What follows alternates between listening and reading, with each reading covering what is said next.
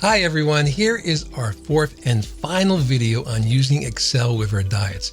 In the first three videos, we learned how to use some simple tricks in Excel to add up our total calories, and we learned how to use the amazing Excel tables, and then the even more amazing pivot tables. And as you might have seen, these tools make it real easy to keep track of our calories, carbs, and whatever else you're trying to watch. You've probably noticed, however, that there is a slight problem with our diet app. Every time we enter a new item in our diet log, we have to look up the calories and carbs, then convert the amounts for portions greater than 1 ounce, and then type them in. A bit tedious, right? But this is a computer. It's supposed to do the tedious work for us automatically, right? Yes, and it will, but only if you know how to set it up the right way. In this final video of our dieting series, we are going to learn about the awesome VLOOKUP function, which is going to streamline the whole process for keeping track of the foods we eat. If you liked the previous videos, you are going to love this one. Before we start, just a word of warning. The VLOOKUP function is super powerful, but it is not a piece of cake. It will take some practice to get comfortable with this amazing tool, but once you do, you will be on the road to becoming a rock star in the Excel world. If you want to follow along with me, be sure to click the link in the description below and download the workbook I'll be using. And if you want to see the other videos in this series, you can click that link as well. Speaking of clicking, if you haven't done so already, how about clicking that subscribe button as well? We will greatly appreciate it. In our previous videos, whenever we ate, say, a hamburger, we had to go online and find out how many calories it had. That was a bit time consuming. How about if we keep a reference list of foods right here in Excel? The first time we had a hamburger, we could enter in the calories data in our reference food list, and then we don't have to look up hamburgers online anymore. So that's what we'll do. If you go to the worksheet Food 2, you can see a simple reference table of foods. Note that the nutritional information for each food item is for 1 ounce or 1 tablespoon or 1 serving or 1 whatever. This will make it a lot easier to calculate the calories in, say, 3 ounces of granola. As we saw in the second video of our series, we can make our tables easier to use and much better looking by formatting them as Excel tables. So in worksheets Food 3 and 4, we have converted them to attractive Excel tables. You can take any of these food lists as a starting point and then add the foods that you typically eat. As your list grows, you will find that you will need to access the internet much less often. Okay, so you might be thinking, well, what does this have to do with the VLOOKUP function? Well, here is where the real magic happens. What if, whenever we had a hamburger, Excel would look up the calories in our food list and enter it into our food log automatically? And that is where the VLOOKUP function comes in. It will do that lookup process for us all by itself. Amazing, right? Let's go to the sheet Log 5. Once again, we have our diet log in an Excel table. And then on the sheet Food 5, there is the food list. Now we go back to the sheet Log 5, and you can see it's missing certain information. It's missing all the calories and carbs and even the unit information. What we're going to do is we're going to use the VLOOKUP function to look up the calories and carbs data in the food list and bring them over here into the log. First, we'll click in the first cell of the calories column. Now, anytime you're not sure how to use any one of the 300 plus functions available in Excel, it's a good idea to call upon this Insert Function button, this FX button. This tool will guide you through the process of using any one of those 300 functions, and it will work really good with the VLOOKUP function. So we click the Insert Function button and a dialog box appears.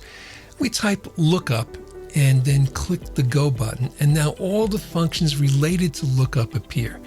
There is our friend VLOOKUP. There's also HLOOKUP, and the difference is the VLOOKUP is vertical, HLOOKUP is horizontal, and VLOOKUP you use with a vertical lookup table, which most tables are. So that's what we're going to use. We click VLOOKUP and read the description and click OK. Now we've got 4 boxes we have to fill.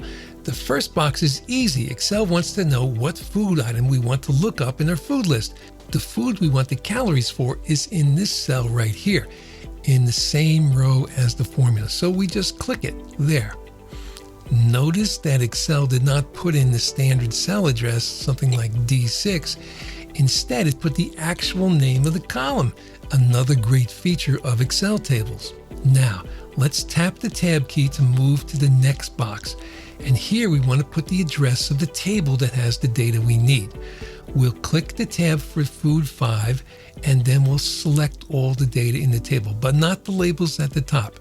Now notice, each Excel table has a name, and Excel automatically inserted the name of our food list table into the box. All we have to do now is press the Tab key to go on to the next box.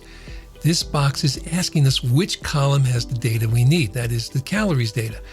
If we click the Food 5 sheet, you can see that the calories data is in column number 4. So we use the backspace key to delete everything in the third box, and then just type 4 and press Tab again.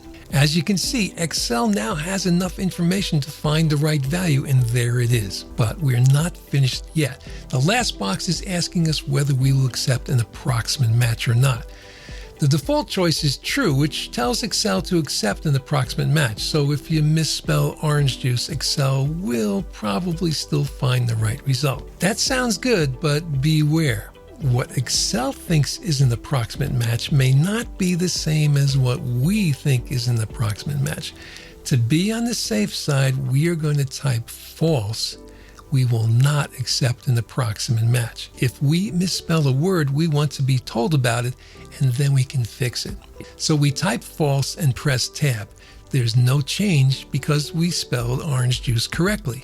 So that's it. We are done with our VLOOKUP function, and all we have to do is click OK. And look at that. The correct result appears in the cell, and the formula is automatically copied to the rest of the cells in the column.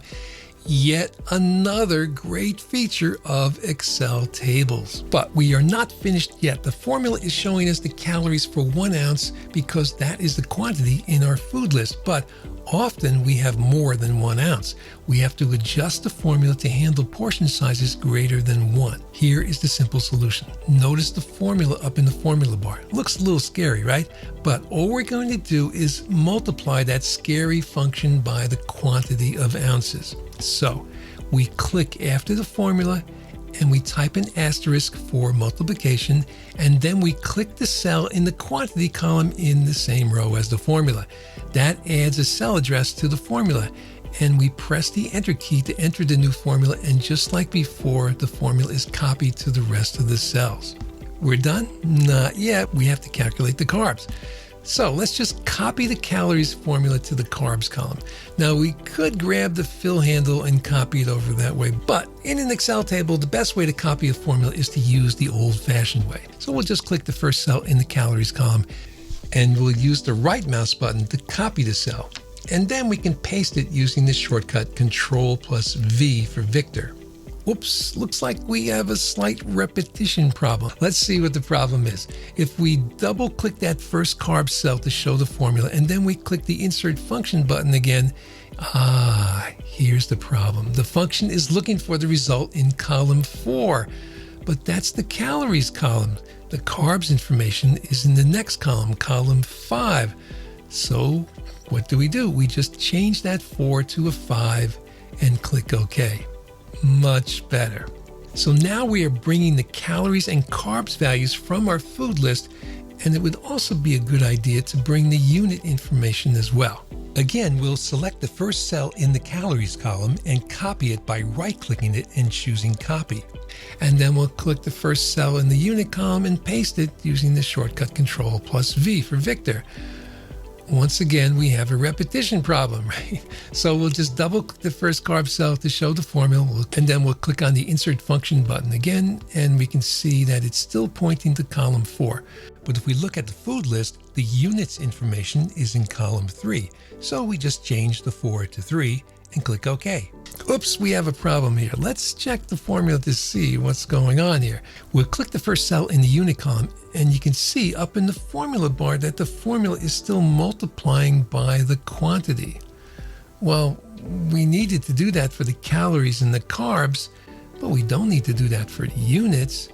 So let's fix that. Okay, we'll click up in the formula bar after the formula, and then we'll just get rid of the quantity. We'll backspace, get rid of quantity and the multiplication sign. That's it. Then we just hit the enter key. Oops, for some reason this first cell needs to be centered like the others. We'll just click the align center button. Ah, much better. Okay, now let's see how it works when we add a new item to our diet log. We'll click below the table and then we'll enter a date and a meal. Let's say 1 Big Mac.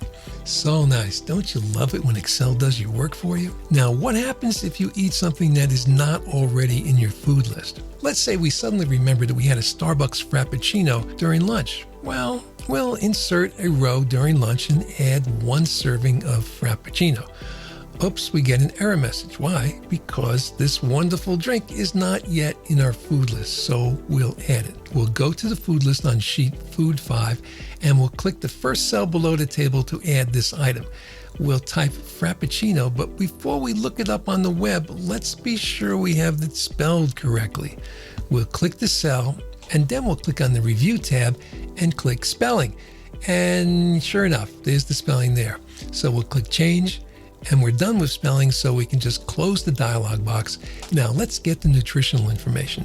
We'll click the link at the top to go to the Fat Secret website. We'll click Foods, and then we'll search for Frappuccino. Then we'll click the search icon, and there is a tall coffee Frappuccino. Close enough. We'll click that. There, 160 calories and 36 carbs. There goes our low-carb diet. Back in the food list, we'll add the data. 1 serving, 160, 36. One thing to keep in mind is that lookup tables need to be sorted alphabetically. An old phone book is a giant lookup table, and imagine how hard it would be to look up a phone number if the names were not alphabetized. Well, Excel is just like us. It likes to have its lookup tables sorted correctly, and with Excel, that is really easy to do. All we must do is right-click one of the cells in the items column and choose Sort A to Z. Easy, right? Then we go back to the log sheet and we still have a problem. Anybody spot what it is? We spelled Frappuccino wrong. Here's the best way to fix it. We go to the food list and we copy the food name. Then we go back to the log sheet and paste the name. Much, much better. So that is how you use the VLOOKUP function. If you are having trouble, take a look at the worksheet log 6, where the VLOOKUP functions are already set up for you. We covered a lot of ground in this series of videos. In addition to learning some good ways to keep track of the foods we eat, we also covered some very important features of Excel. Excel tables, pivot tables, and in this video, this super powerful VLOOKUP function. That's a lot of ground to cover in just 4 short videos, so don't feel frustrated if you don't feel completely comfortable with these tools. The key point is that whatever you take from these videos will go a long way to helping you keep track of your diet. You can always come back and learn some more. Now, if you'd like to take advantage of these powerful features of Excel, but you don't feel that you can set them up yourself, then I have a little gift for you, okay? If you go to the link in the description, you will find a link to an Excel spreadsheet already set up with all these great features. There is even an extensive reference food list with over 100 food items already listed. So good luck with your diet and be sure to have fun with Excel. If you have any questions or problems, please make a comment. I hope you liked this video and found it useful. I had fun making it, and I will have even more fun if you just take a second to click the like and subscribe buttons. If you've already clicked the subscribe button, thank you very much. Until next time, thanks for watching.